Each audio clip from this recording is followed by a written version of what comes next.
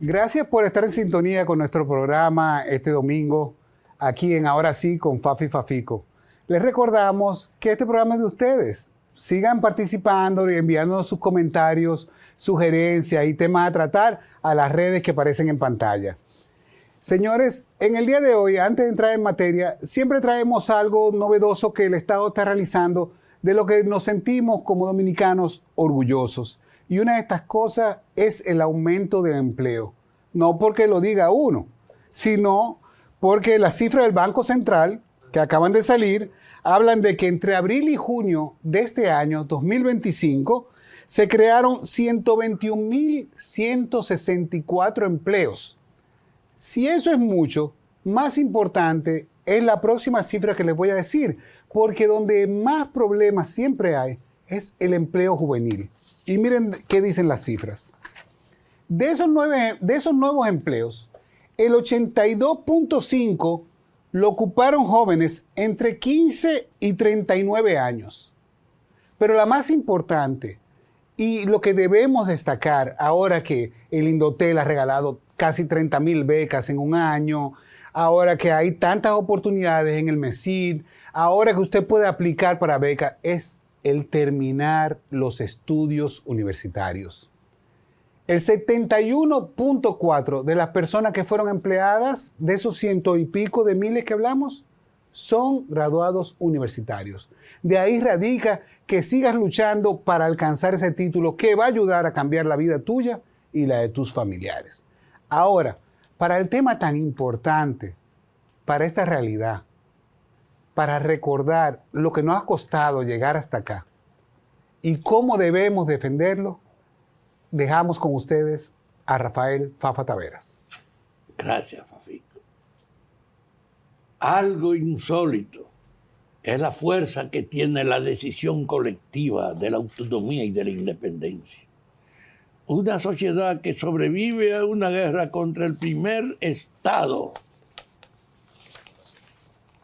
de esclavos liberados que fue Haití, que se enfrentó a la ocupación del primer poder para esa época de Europa, que era España, y se construye como nación. Y luego, al poco tiempo de estar en ese ejercicio, tiene que enfrentar entonces la capitulación que promueve Pedro Santana al entregar la independencia al control y al manejo del imperio español. Y los dominicanos reaccionan contra eso. Esa conciencia de que hay una idea colectiva, compartida, de que debemos ser una nación independiente, es lo que explica la capacidad de resistencia a esas acciones. Y entonces, cuando usted sigue agregando al hecho, siempre había injerencia francesa o de otro orden, a que además de esas dos injerencias, tuvimos una intervención de Estados Unidos en el 16.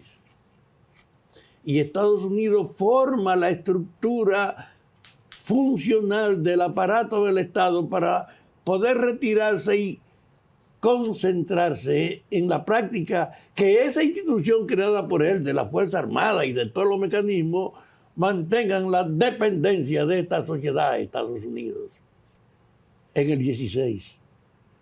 Y en el 65, entonces, a pesar de esa herencia de la injerencia americana y del servicio y la servidumbre de un agente suyo formado por ellos, que fue Trujillo, a pesar de eso, tienen que intervenir cuando en el país explota una demanda unificada del propio seno de las Fuerzas Armadas, donde ellos no la esperaban, y se produce en ese grito de tratar de que se respete el gobierno que el pueblo había elegido y que la dictadura a los 7 meses derrumbó, que era el de Bosch. Ese grito de los militares de retornar al gobierno que el pueblo había elegido hace que Estados Unidos pueda volver a los 4 días de ese levantamiento a ocuparnos militarmente. Y yo creo que cuando uno ve un resumen del padecimiento de la injerencia y del control extranjero en este país, tiene que felicitarse frente al estilo y la formación de los intransigentes luchadores por la independencia que ahora, en esta fecha, recordamos una parte de esa herencia que fue la restauración de la República. Señores, quédense con nosotros para un programa que va a tratar qué se trató la restauración, quiénes fueron sus héroes, por qué se opuso una facción de los dominicanos a la independencia. No se lo pierda, van a aprender muchas cosas nuevas.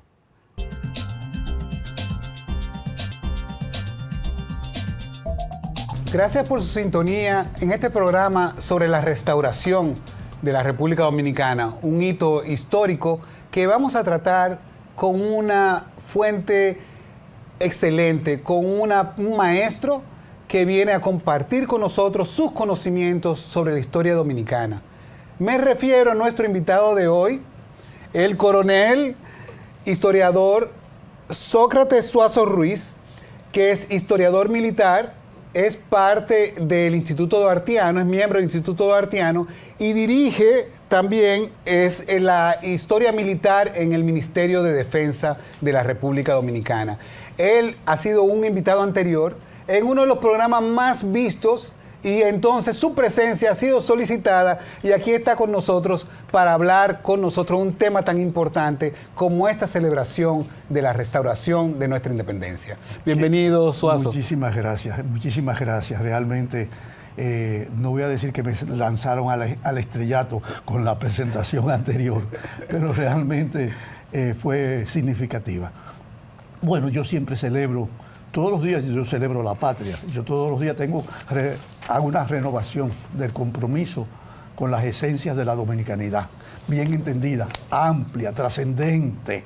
Y entonces, en el marco de agosto, septiembre, que son los meses fundamentales de la restauración, del inicio de la guerra restauradora y de los grandes combates que dieron al traste con la ocupación española de 1861 a 1865. Una preguntita, Suazo, para los televidentes y para uno mismo. ¿Por qué tú entiendes que se produce la anexión? ¿Qué fue lo que motivó a que se decidiera decir, ok, no queremos la independencia? Miren, España, por favor, toma el país. Sí. ¿Qué pasó? No, hay varios factores. Indiscutiblemente nosotros siempre nos estamos mirando el ombligo y pensamos en los acontecimientos que tenemos de frente. Lo primero es que el país, la República Dominicana, la primera república que inició el 27 de febrero de 1844, nació amenazada con el anexionismo y con el proteccionismo. Es decir, la anexión no es nada nuevo. La gente cree que eso cayó del cielo. Es que la república fue proclamada por el grupo trinitario encabezado indiscutiblemente por el gran líder Juan Pablo Duarte y Díez, estratega político, estratega militar y un hombre de unos valores virtuoso.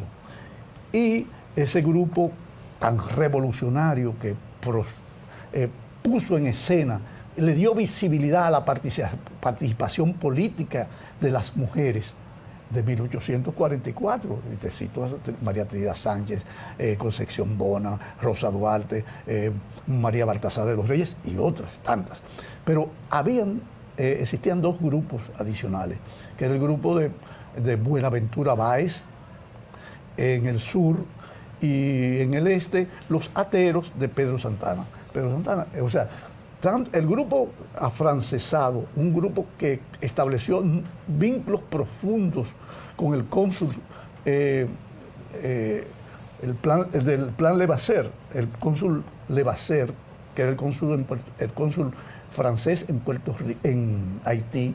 Entonces, en la constituyente de 1843 de los Cayos de Haití, Buenaventura Báez y algunos afrancesados que fungieron como constituyentes en esa constitución en representación de los pueblos del este. Y los pueblos del este somos nosotros, porque estamos en el este de la isla. Y Buenaventura fue allá sin una elección ni nada. Como delegado, constituyente de las elecciones de 1843. Él fue a representar a los pueblos del este, a nosotros. en esa constitución, porque estábamos regidos por la República Haitiana. El gobierno era el gobierno haitiano.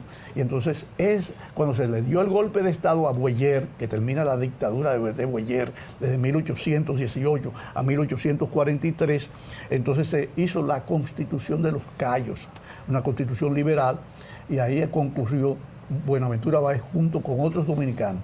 Aprovechó la circunstancia para establecer un pacto con el cónsul francés, Levasseur. Ellos pugnaban por la separación de Haití. Y fíjense que estoy usando la palabra separación, una palabra que nunca estuvo en la boca de Duarte. Y esa palabra se hereda de los pueblos centroamericanos y sudamericanos que se estaban separando de España. Entonces valía el término, semánticamente era correcto decir separación. Ahora, en el caso nuestro, en Duarte, la palabra independencia nacional, enarbolada por Duarte y los trinitarios, falleció en manos de Tomás Bobadilla cuando le llevaron el manifiesto de los pueblos del Este, el borrón, el memorándum que le llevó, es redactado por Francisco de Rosario Sánchez, que se lo llevó Mella. Entonces ahí él le hizo una corrección de estilo y le dio un giro conservador, procurando en un pacto con Buenaventura Báez que nos separáramos de Haití y nos anexáramos a Francia. Contrario a Santana, que aunque no lo manifestó, era partidario de su vinculación con España.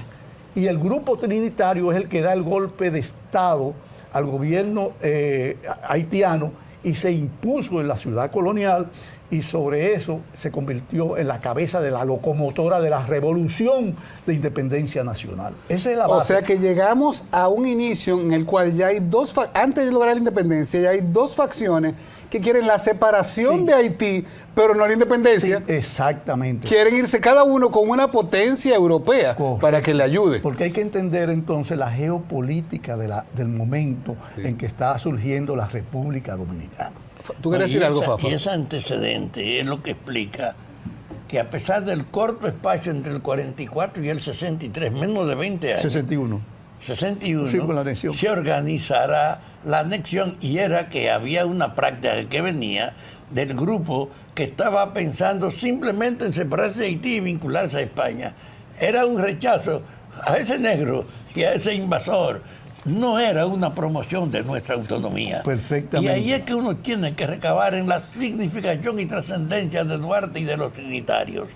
Hoy, Fafico me entregó un material cuando yo venía y me ha sorprendido. Señores, para esa restauración. Pero espérate, Fafa, no te adelante con esa bomba que tú tienes ahí. No te metas. No, espérate, no te metas ahí todavía, espérate. Vamos a hablar primero. Porque hay otros antecedentes. Sí, hay que pasar por ahí. Pues vamos a hacer, por ejemplo, vamos a hacer que el 27 de febrero la independencia se proclama en ausencia de Duarte, que era el que tenía el desarrollo político, el que tenía un conocimiento y un proyecto, una visión estratégica del proceso. El que logró el juramento de los trinitarios, ese de Dios, patria y libertad. Entonces vamos a ver cómo ese grupo, en ausencia de Duarte, es sustituido. Señores, el 27, amanecer el 28 de febrero de 1844, en la puerta del conde, el presidente es Francisco de Rosario Sánchez, pero es desplazado por tres razones. Primero, es muy joven. Segundo, es el más pobre de los trinitarios. Y tercero, es negro. En consecuencia, ya para el 28 en la tarde, ya él no era el presidente de la Junta Central Gubernativa, desplazado por el sector conservador. Ahora bien, en ausencia de Duarte, se les reconoce todos los méritos y lo envían a buscar a Curazao. Viene la flota, en la goleta La Leonor, comandada por Juan Alejandro Acosta. Y es designado vocal de la Junta, con el rango de general de brigada. Ahora bien, ¿qué pasó en ese proceso? El plan Levasseur seguía a toda máquina. Santana se retira la tarde-noche de la batalla de Azua del 19 de marzo con una retirada militarmente correcta a Sabanabué y Baní. Y desde ahí empieza a mandarle a decir a Bobadilla que acelere los planes del protectorado francés. Protectorado francés, ¿qué es lo que plantea el protectorado francés?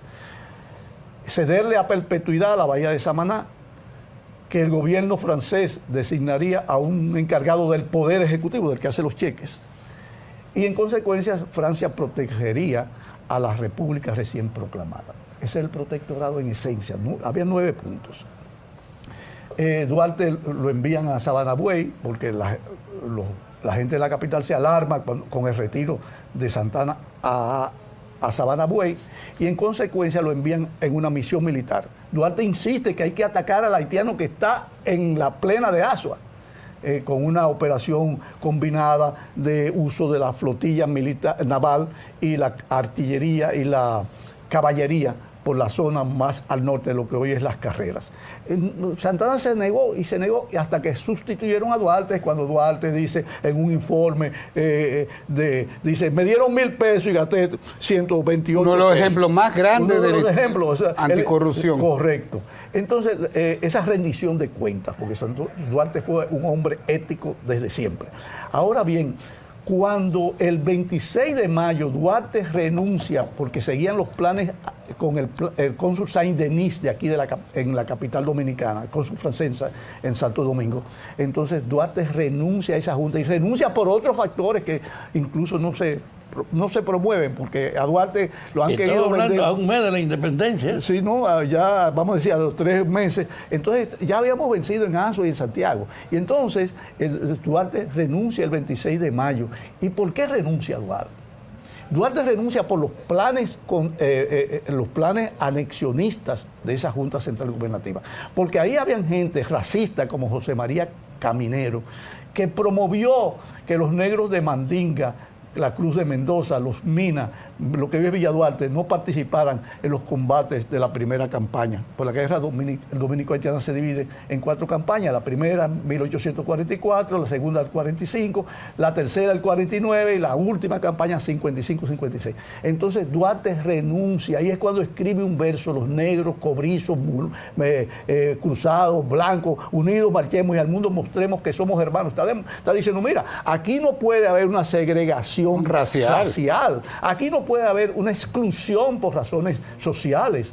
Entonces, ahí van a encaminarse al 9 de junio, cuando dan el golpe de Estado revolucionario que depuso a la Junta presidida por Bobadilla.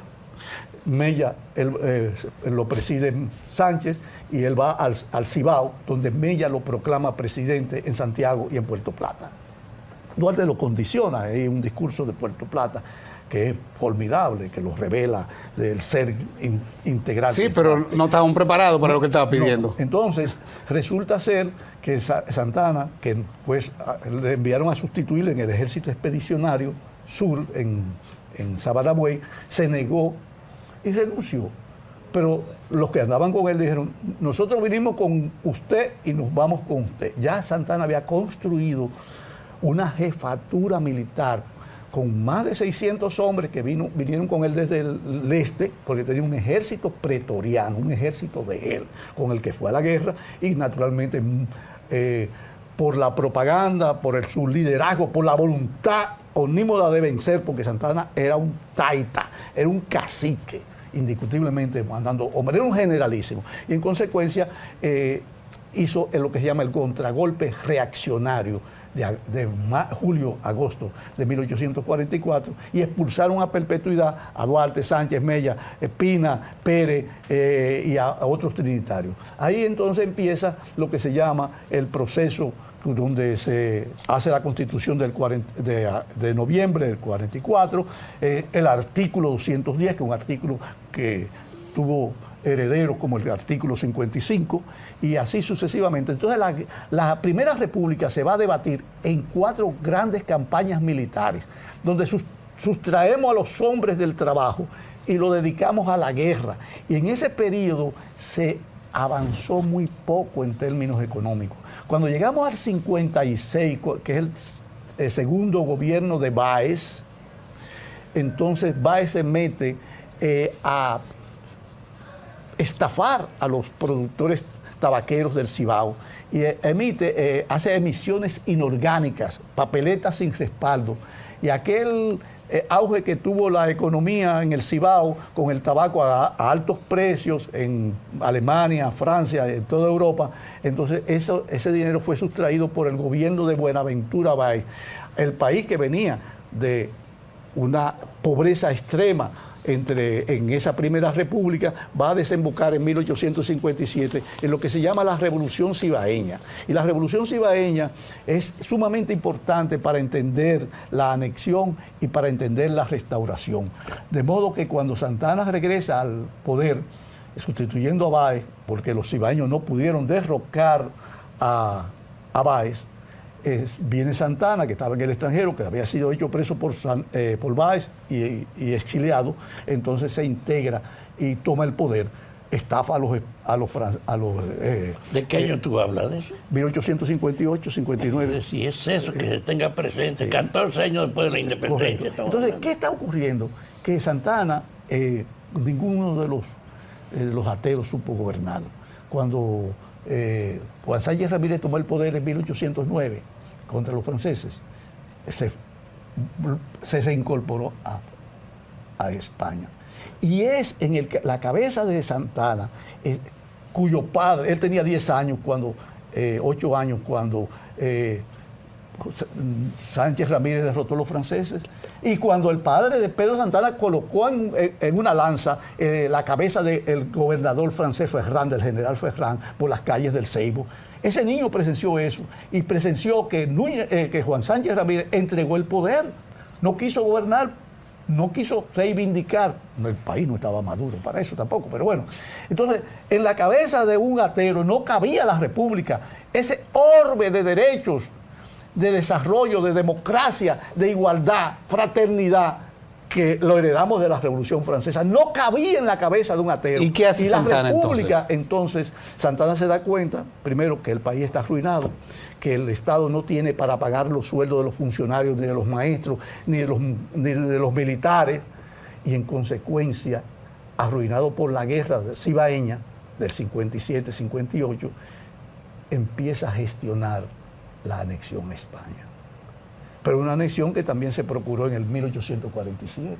Pero esta vez sí fue exitoso la gestión. Pero espérate, es que hay que decirle a la gente que Santa Anna hizo una serie de asambleas o convenciones amañadas, porque España reclamaba que la anexión tuviera el respaldo de la población. Y entonces se hicieron asambleas en las comunidades, los municipios, pero buscando respaldo. Discúlpeme, pero parece que a los santanistas les gusta eso de amañar elecciones, ¿eh? Bueno, la primera convención amañada fue que hizo Juan Sánchez Ramírez en 1808 para expulsar a Ciriaco Ramírez. Porque sus líderes después, en el siglo XX, siguieron muchas de esas mismas políticas. Es un problema de atraso, eso es el resultado del atraso. Entonces, frente a esa miseria, frente a esa pobreza, entonces Santa Anna, que nunca tuvo fe en la República, siempre buscó el camino más corto, que era la anexión a una potencia extranjera, a un protectorado. Porque en 1854 también él mandó a Mella, a Ramón Matías Mella, a España, buscando un protectorado y reconocimiento de España, y la matrícula de Segovia en 1854 del cónsul Segovia. Entonces, ¿qué va a ocurrir? Que España empieza a enviar funcionarios, preferentemente de Cuba, porque estaba más cerca, para que les rindieran un informe de la viabilidad de ese proyecto de anexión, porque implicaba que España se comprometía a tirar ferrocarril por todas las regiones del país, amortizar las papeletas sin fondo de Báez. Es decir, promover un proceso de desarrollo y enviar tropas. Bueno, basado en eso, Santa Anna se involucra en el proyecto de anexión, aunque existieron funcionarios españoles, militares españoles, que les dijeron a la reina: no nos metamos en eso, porque eso desde el punto de vista económico no es viable, no es rentable. En Santo Domingo no hay caminos, en Santo Domingo no hay explotación intensiva de nada. Ese país no tiene una sola industria. Es decir, que hay un alto nivel de analfabetismo. No nos metamos en eso. Y sin embargo, tosudamente, los militaristas, los militares que rodeaban a la reina Isabel II, con los sueños imperiales que creían que se podían revivir, entonces se involucraron en lo que es la anexión a España. Antes de pasar al próximo bloque, donde vamos a empezar la lucha por la restauración, le voy a dar un ligero panorama de cómo estaban las cosas.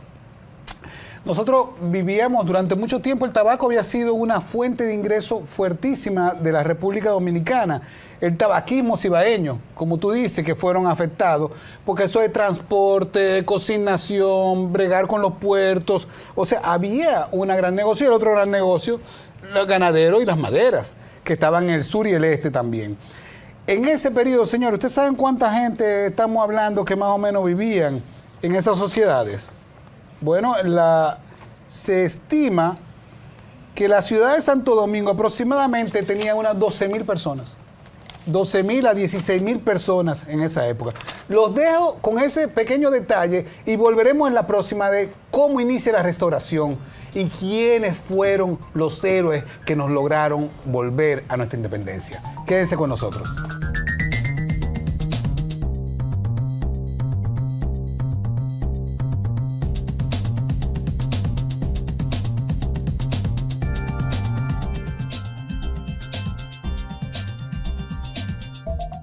En este encuentro estamos agotando un perfil pocas veces manejado, como la corriente que terminó anexándonos a España se desarrolló en la plena lucha independentista y era parte de las contradicciones que tenían los gestores y otros.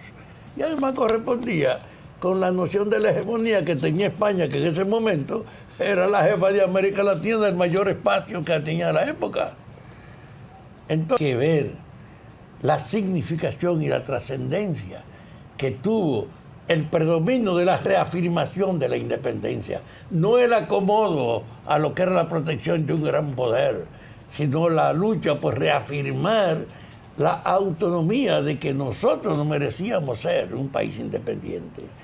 Y ahí usted puede ver a uno de los fundadores de la República, a uno de los padres de la patria que nos acomoda como Emella, que estaba vinculado a esa visión del radicalismo, de la afirmación de la independencia, aunque lo habían enviado Santana a España antes a tratar de ver cómo los españoles lo entendían, de que ese Emella, yo tengo aquí una nota que me ha sorprendido de él.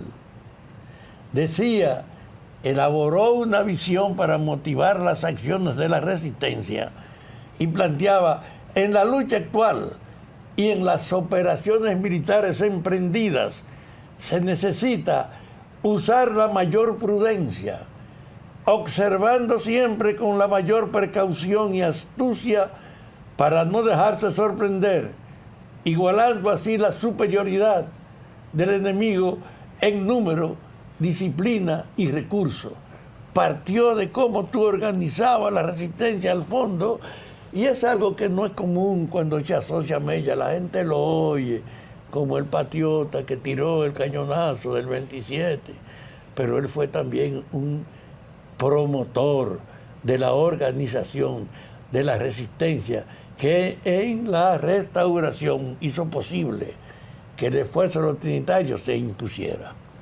Así es, así es. Suazo, entonces, ¿cómo terminamos, cómo llegamos al proceso de anexión? ¿Cómo empezamos a decir que ya está el país anexionado? ¿Y qué pasó después de decirte que una vez que se le presentan los documentos a España, bueno, hay algunos cabilderos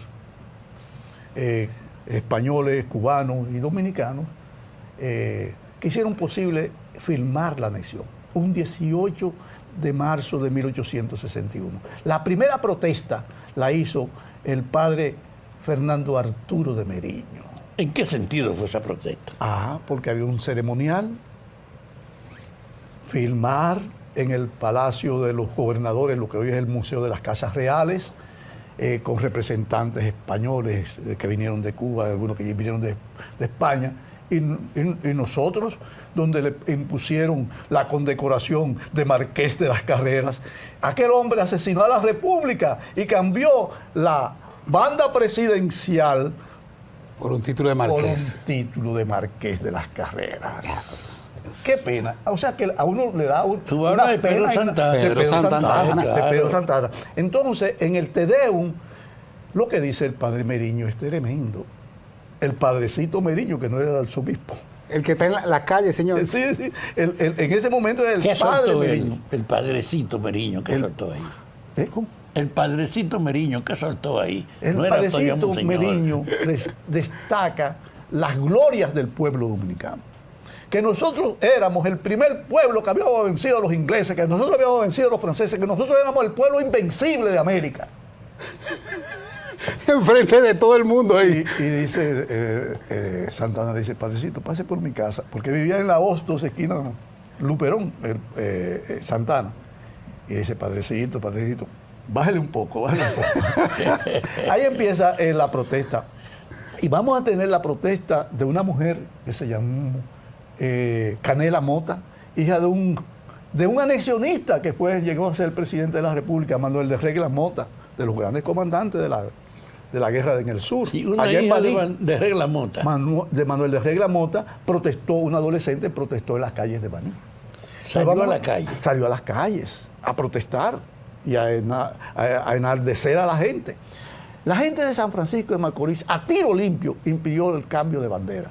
Porque aquí, en la fortaleza Osama, se tiraron 101 cañonazos para subir Celebrar. la bandera española y 101 cañonazos para arriar la bandera dominicana el 18 de marzo de 1861 en la fortaleza Osama. Y entonces en Macorís fue la respuesta. Fue la respuesta. Muy temprano, el 2 de mayo, José Contreras, Cayetano Hermosén y más de 17 mocanos asaltaron el destacamento militar español anexionista en Moca. Y entonces vamos a tener también aquel que entró por Haití, porque por otra parte no puedo, pero si alguien pretendiese mancillar mi nombre, decirle que soy la bandera dominicana. Francisco de Rosario Sánchez. En consecuencia, había caído un hombre de una estatura que no podía ser desapercibido eso. Entonces a él lo fusilan en plena de la ocupación en española. plena ocupación. Y él muere reiteando su derecho a la independencia. Correcto. De este país. Y en una defensa jurídica, diciéndole, yo soy el único culpable de todo esto, de esta expedición. Con él vino José María Cabral y Luna, y vino José Cabrera, el del Lome Cabrera, el después restaurador. Entonces, en consecuencia, vamos a tener en 1862 la resistencia en Santiago, encabezada por entre otros, por el poeta Eugenio Perdomo. Aquel, cuando le ofrecieron el mulo para ir al pelotón de fusilamiento, él dijo, los dominicanos, cuando vamos a la gloria, vamos a pie. Entonces, ese es el estirpe del dominicano. O sea, lo van a fusilar. Es el perfil del dominicano. Lo van a fusilar siempre. y él es capaz de decir, los dominicanos cuando van a la gloria van a pie. Sí. Y se enfrenta con unidad al hecho de que lo maten. Precedido indiscutiblemente Carajo, por el la patriotismo habilidad de no era una Francisco cosa. Rosario Sánchez. Entonces, hay un crecimiento de la conciencia, porque, señoras y señores, la guerra restauradora que vamos a iniciar ahorita, el 16 de agosto, fue una guerra contra España. Nosotros habíamos hecho la guerra contra Francia, habíamos hecho la guerra contra Haití, la guerra contra Inglaterra, pero nunca nos habíamos enfrentado a nosotros mismos, que era España.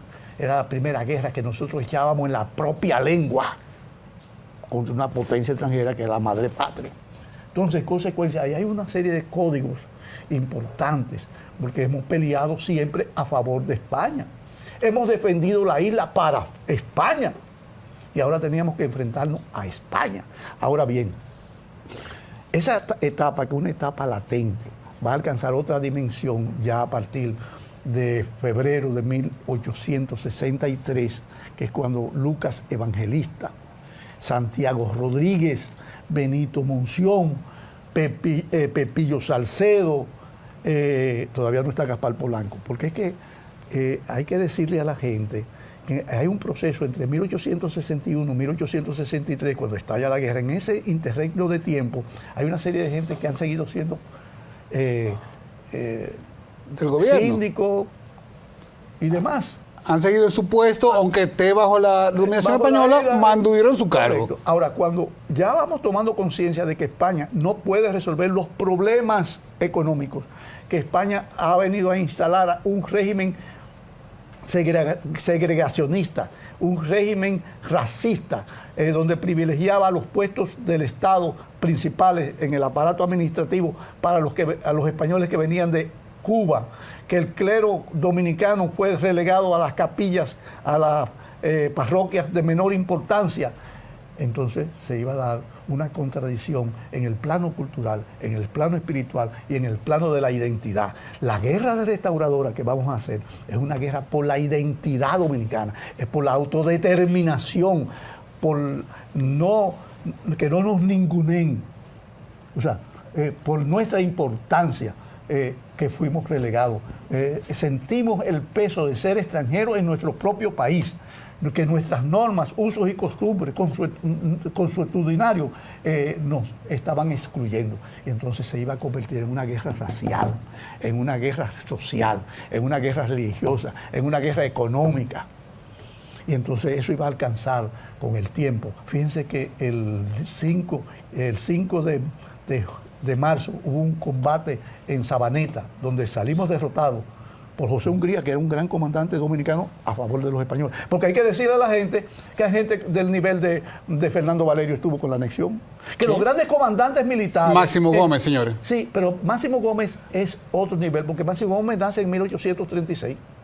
O sea, Máximo Gómez no tiene la conciencia ni la categoría, porque Máximo Gómez peleó en la última batalla contra los haitianos que se dio en el sur, que es la de San Tomé. Entonces ahí él combate el batallón Baní, participa. Y además va a tener unas condicionantes, la actitud de Máximo Gómez y de los banilejos va a tener una condicionante, que es la inconducta del generalísimo Florentino y Florentino.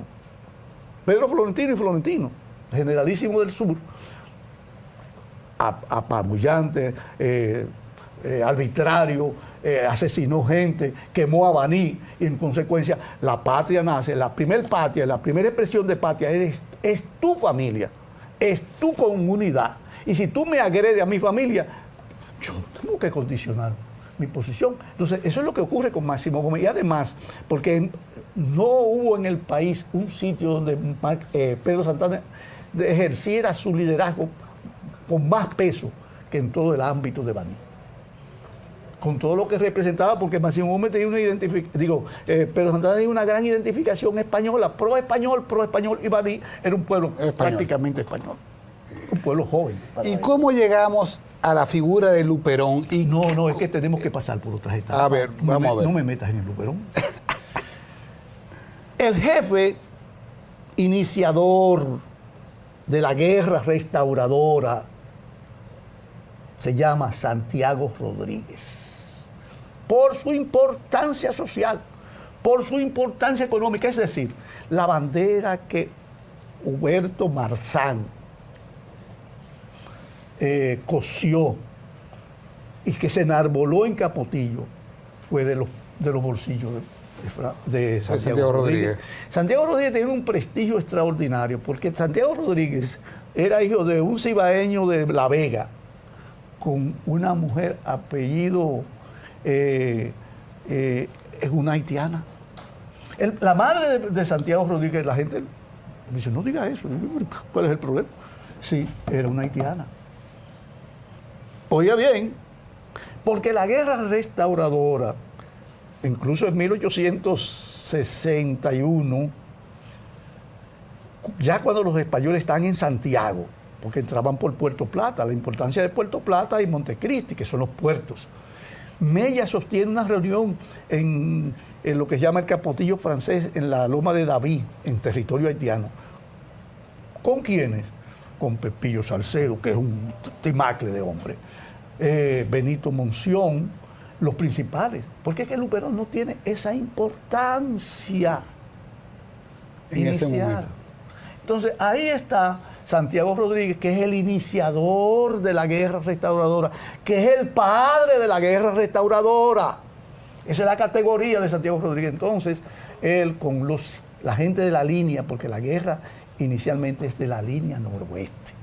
Y muy pronto, ya cuando nos derrotan el 5 de marzo en Sabaneta, el 6 se hace una convención en Villa de los Almácigos. Y Santiago Rodríguez le dice, nosotros los dominicanos, los de 1000 batallas que hemos derrotado 1000 veces a los haitianos, no podemos prosternarnos frente al imperio español. Y vamos a vencer. Acaban de perder una batalla y esa es la respuesta al otro día. Esa es la respuesta al otro día. Un relanzamiento de la guerra porque usábamos el territorio haitiano como santuario cuando nos perseguían. La guerra iba a empezar el 27 de febrero de 1863 para que coincidiera con la independencia nacional, porque lo que estábamos era restaurando la república. Y entonces un humo patriótico de Torres, un capitán dominicano, que un español lo saluda muy afectuoso en Guayubín, le dice, hola paisano, le dice, paisano, tú vas a ver lo que le va a pasar a ustedes en 3 días. Entonces el español lo denunció y tomaron medidas. El humo no fue muy patriótico. Bueno, fue patriótico en el sentido que el patriotismo se le brotó. Entonces, vamos a ir al 16 de agosto. Pero previamente, Mella, que está involucrado. ¿Y por qué Mella está involucrado? Porque Mella es un hombre de un prestigio extraordinario en el Cibao. A Mella lo agarraron preso en el 1843, y los haitianos se lo llevaron. Pero Mella organizó el Ejército Expedicionario Norte para la Guerra de Independencia. Mella es el estratega de la batalla del 30 de marzo, porque es el funcionario político y militar que designa la Junta Central Gubernativa ya el 4 de marzo de 1844. Entonces Mella es el hombre que, como leía Fafa como intro de este espacio, es el hombre que escribe el memorándum de guerra de guerrilla, de cómo hacerle la guerra. Eso se llama un memorándum de cómo hacerle la guerra. Las orientaciones de la táctica a emplear. ¿Por qué? Porque nosotros vamos a proclamar el 16 de agosto lo que se llama el inicio de la guerra. Y no se tira un tiro, es un acto simbólico. Pasamos del territorio haitiano,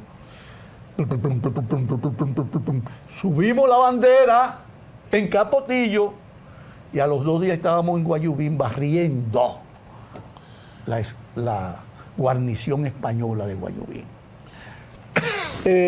¿Los haitianos no dieron armas o solo nos dieron refugio en esos momentos? Sí, nos trasiegaron armas. Nos trasiegaron armas y nosotros teníamos armas de la misma guerra de independencia. Recuérdense, señores, que la batalla del 24 de enero de 1856, que la de Sabana Larga, es la última batalla de la guerra. Cerquitita de los puntos. Entonces, ahí están las armas de la Revolución Cibaeña. O sea, nosotros teníamos cierto tipo de armas rústicas, no actualizadas, no de última generación, pero teníamos armas y teníamos el conocimiento del terreno y la voluntad de vencer.